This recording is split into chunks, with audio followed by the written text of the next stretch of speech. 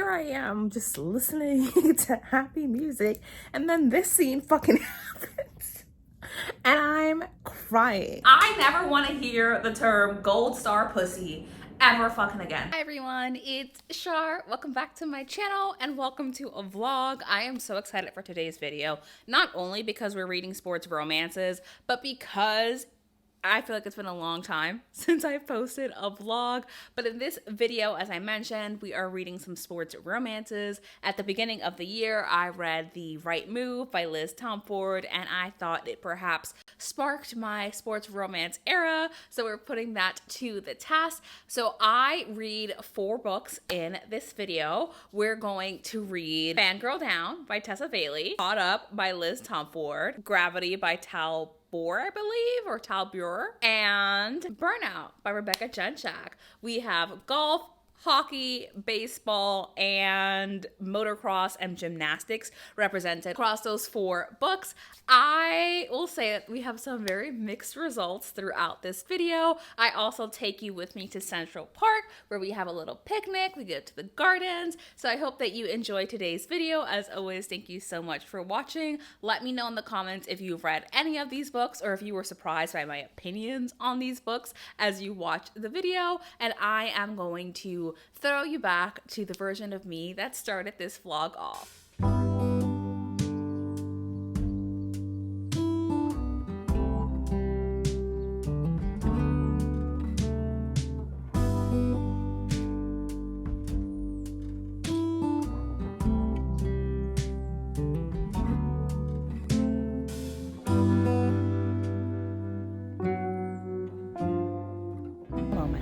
It is a beautiful spring day. In fact, it's a little bit too warm for spring, but I'm here in the gardens and I figured we could start with book 1, which is Fangirl Down by Tessa. Do I know what this is about? Not really. Apparently golf's like bad boy and this woman who is high-key obsessed with him and low-key might be a stalker, but we'll see.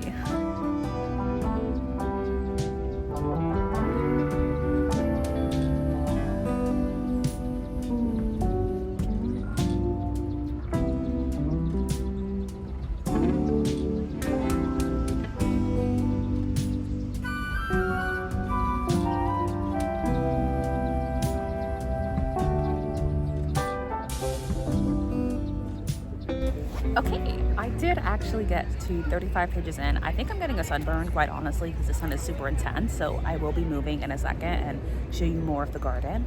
But I got to page 35, chapter 6 of Fangirl Down, and I'm really, really enjoying it. The banter is making me laugh. It is definitely very millennial humor, but I am finding it funny, and I really love the dynamics of their relationship. And even though she is a fangirl, she definitely has boundaries for herself. When he is disrespectful, she does not put up with that shit at all. And the whole premise is that she ends up being his golf caddy, which I think is going to be so fun to read. Of all of the sports romances that I've read, which is admittedly not a lot, I've never read a golf sports romance, and this is proving to be a very fun time thus far. I'm hoping that I'm going to continue to enjoy it, but as I mentioned, your girl, the sun is very, very hot and intense right now, so I'm going to walk around the garden and take you with me.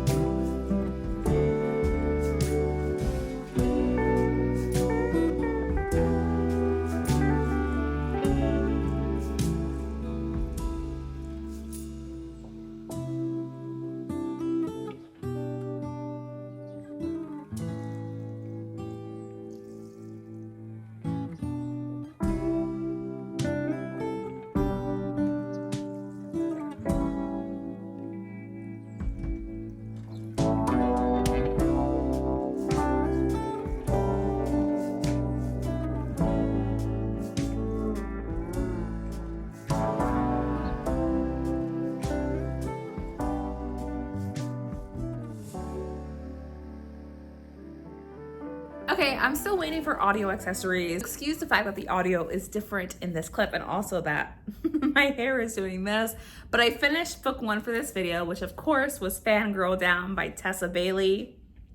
I love this. I love this. I gave this 4.5 stars. You may ask yourself, how is golf sexy? I don't know, but Tessa pulls it off. And I absolutely love the relationship between Wells and Josephine. I thought their relationship was so cute. It was grumpy sunshine in a really fun way, because what I enjoyed about this was that Wells was very, very possessive in like an overprotective kind of way, but still fully respected Josephine's like autonomy and ability to make decisions for herself and never questioned her decisions to an extent, but he was still very much possessive man. And I don't know why that worked for me, but like it really did. And also the golf in here was so interesting to follow along with. A sentence I didn't think I would utter, but it is very true. I actually thought the tournament aspects of this book was very good. And if you know me and you know my taste in fictional men, you know I prefer my men down bad, on their knees, and obsessed. And that is exactly who Wells is. So of course I was set up to love this book. It is a 4.5 stars. And by this point you already know this, but I did go ahead and order a special edition of this book from Lit Joy Crate because I was so fucking obsessed with it that I'm like, this is now a comfort read. And I will be rereading this many, many times, which I'm loving because that's 2 comfort reads that I found in 2 months. The first being Entreat Me, Behind Me, and the second being Fangirl Down. So I'm hoping that this video goes the same way, which is good news because I have an update about book 2. Book 2 is Gravity, which is an hockey romance, because of course I'm going to do a sports romance reading vlog. I have to include the one that is most common in my mind, which is hockey. But of course I'm going to make it queer. So in this story, we're following a man who's like a hockey superstar, very, very well known in his league. He really carries his team forward and he wants to win. I want to call it the World Cup. It's not, because this isn't soccer, but whatever the equivalent of that is for hockey. He wants to win that for his team. And then every year there is something called the All-Stars weekend where the top players in hockey go to Vegas. They kind of play together and do all the sports things. Because, you know, I'm such a sports fan, so obviously I know that's the correct terminology. So he goes there and he ends up meeting this man, Hunter, I think his name is Hunter. And Hunter is relatively young. He's been in this field for a couple of years. He thinks that he's just incredibly lucky to be a hockey player. Doesn't think that he's the best, but he's always idolized and been obsessed with our other male characters, literally like his hockey superhero. So they finally meet and it's their love story. This is a pretty short book. It's under 300 pages. And from the very first moment that they interact, obsessed. Obsessed. Let me tell you about this scene that had me like literally doing this. They meet on the ice and Hunter is looking at him and he's like, oh my gosh, like he's here in the room with me. And then he skates over to Hunter, the other guy, and he's like, hi. I watch your games. I'm a big fan. And Hunter, like, brain shuts down. He's like, this. And he blurts out, I wear your number. And the other guy's like, and I wear your number. Why does it have me doing this? But their flirty banters was so good. And then they're like skating together and Hunter is getting tips from the other hockey player. I'm forgetting his name. I'm sorry. I'll remember it by the end, or maybe I won't. He's giving him tips, right? And he's like bent over him and adjusting his posture and his arms. And he's like, do you see how like your shoulders have lost their tension and now you're able to do this? And he's like, yeah, I do see how my shoulders lost their tension. Why is my heart racing? And what are these butterflies in my stomach? He just thinks like he's obsessed because he's meeting his hero. And I'm like, I bet you do feel much more relaxed. And I'm positive it has nothing to do with being in his arms. He 100% has not acknowledged that the things that he feels for this other hockey player go beyond, this is my idol. It's more like, I love you, I think is where they're at. But I am really enjoying this. What I'll tell you though is that I struggled through the first chapter just because it's so hockey heavy. And I'm like, what? huh? What kind of play is this? I don't understand. I was very, very lost and confused. It's very hockey heavy. Obviously, there's still going to be hockey players who love their game, and I'm excited to continue it.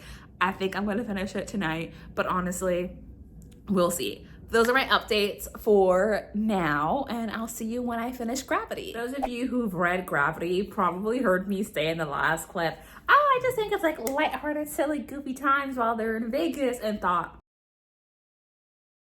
you got a big storm coming, because no, it's not. This is actually very, very angsty. As soon as they leave Vegas, these two main characters spiral, and they're struggling with their mental health in very, very intense ways, where one of our main characters is dealing with a feeling of inadequacy, that's Hunter, and then Bryce is dealing with acknowledging that he's a gay man and like what that means for him, and how he's coming to accept that later in his life, but also how it's affecting his team, his game, because he's struggling so much.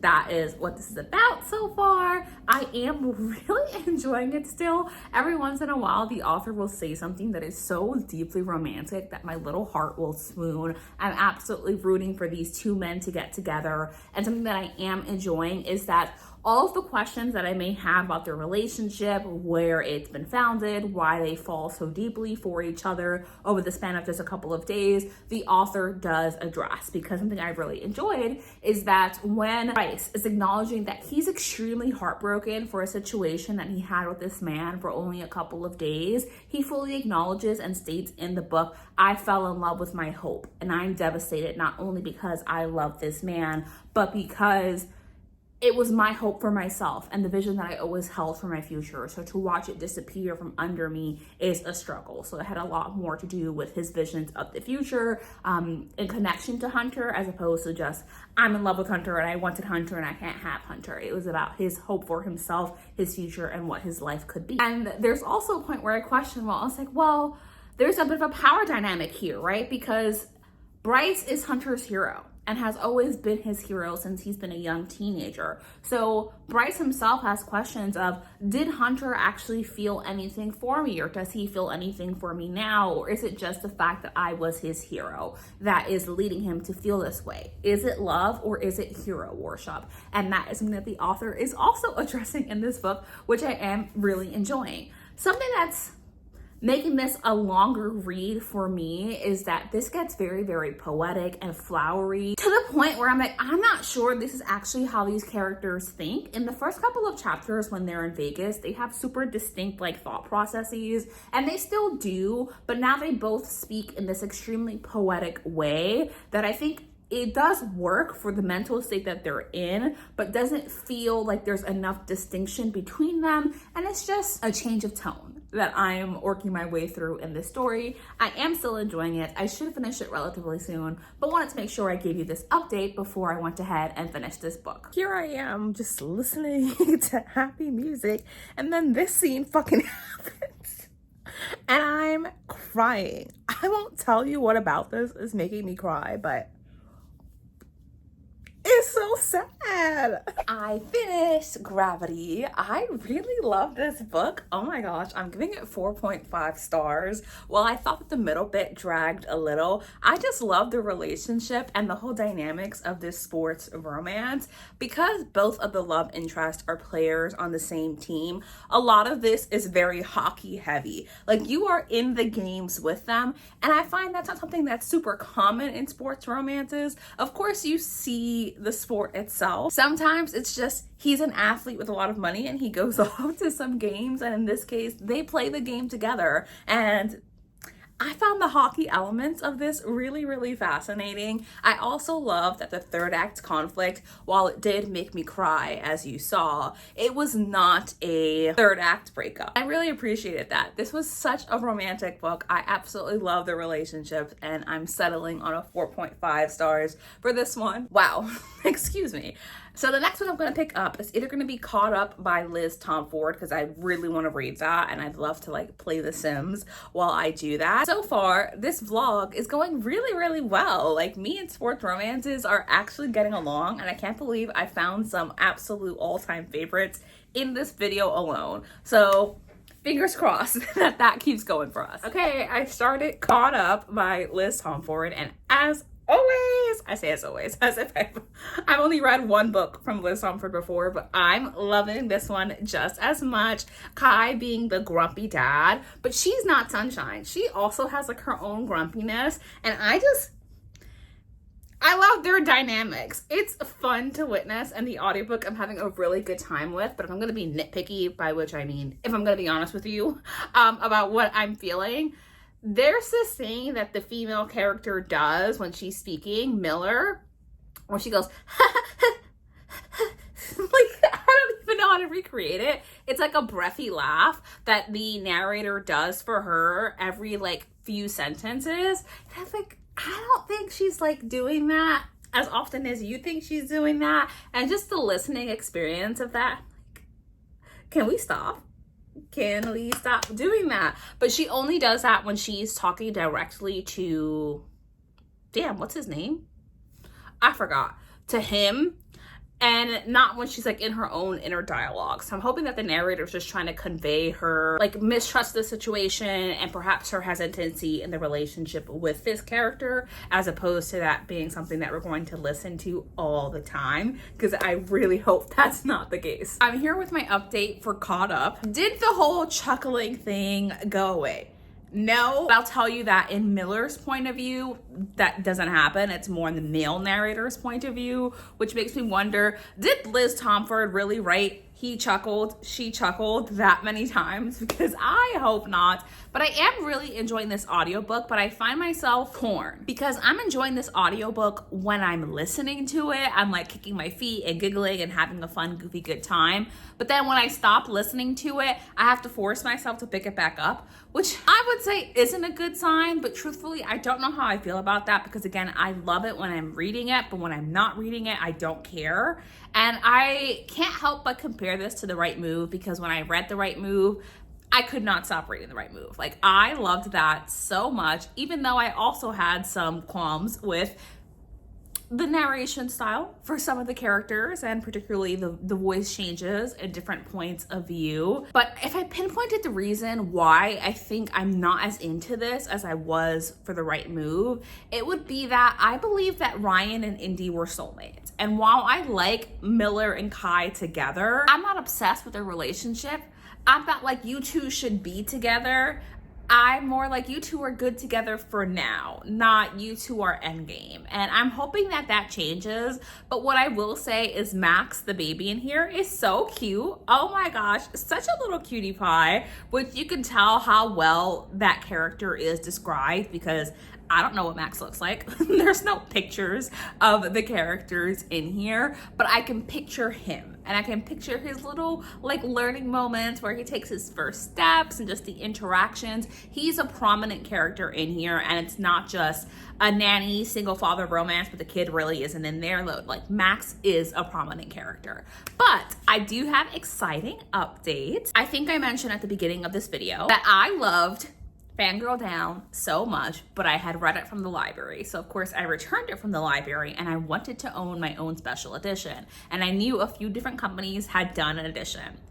But Lit Joy Crate had a special edition of Fangirl Down, and it was only $18. So it's come. I own my own edition of Fangirl Down. The reason I purchased this is because it was pretty close to a 5-star read for me. I loved it, and I know it's going to be a comfort read. But let me just show you. Look at this. She's so pretty. Oh my gosh. I'm obsessed. I'm not going to go too in depth because this also has its own like custom hardcover and custom end pages, but I'm doing a video pretty soon on my channel walking you through like my quote unquote prized possessions, by which I mean my favorite books, my favorite special editions, my prettiest books, whatever it may be. But this has come, and I'm going to put it up here with my 5-star romances. I can't even tell you why I'm so obsessed with this book. I don't know, but no one is more surprised than me that I read a Tessa Bailey book and was like, yes, ate it up, especially a book about golf. But here she is in all of her beautiful glory. It says Wells Bell, because that is what she calls herself as his biggest fangirl. Hello, darlings. Judging by how dark it seems, you would think that it's much later than it is. It is not. It is 8 p.m. The sun has not even set yet. But I'm here with the update that I did finish Caught Up by Liz Tomforde, and I enjoyed this. I gave it 3 stars, maybe 3.5 stars, somewhere within that range. Ultimately, I loved the story and the way that it was told in terms of all the side characters, the dynamics. Max himself is such a freaking cutie pie. Baby Max has my whole heart, as I mentioned earlier on, because he is so stinking cute. But the whole issue where the male narrator was constantly chuckling like every other sentence, that the feeling that that gave me never went away. It started to feel like when you hear nails on a chalkboard, like that feeling is how it started to feel, and that really detracted from my enjoyment of the story. But the main thing that made this not a 5-star for me was specifically that I don't believe the relationship between Miller and Kai. Sure, I think that they're cute together, but I don't believe they're soulmates in the same way that I believe that Indy and Ryan were soulmates. And because I didn't feel that connected to their relationship, whenever they would have sex, and of course the scenes are very explicit, they're super spicy, I just wasn't into it. I was like, yeah, I don't care. And that does happen, and I will openly admit, sometimes I get into the mood where I can just enjoy a sex scene for what it is, or sometimes I'm in a mood where if I don't feel connected to the characters and the relationship, then the sex scene just does not work for me. I can't believe I'm gonna say this. I never want to hear the term gold star pussy ever fucking again. No. But I don't want to harp on this book. I did enjoy it. I thought the dynamics were cute. I still think it's a really strong story. I still think it's a great romance. If you like the single dad trope, I think that you could really enjoy this book. I think a lot of the reasons why I didn't enjoy this was largely my mood, which is why I always disclaim my ratings are subjective.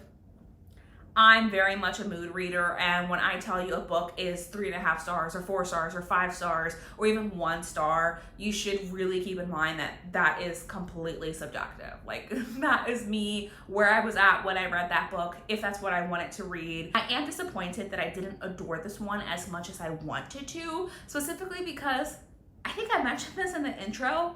I loved Clark Kent, specifically Tom Welling in Smallville. Little 9-10-year-old me obsessed with that man. So when you tell me it's baseball's Superman and he wears glasses and he looks like Clark Kent, I want to root for him. You tell me it's a single dad romance and I want to root for that, and I just didn't.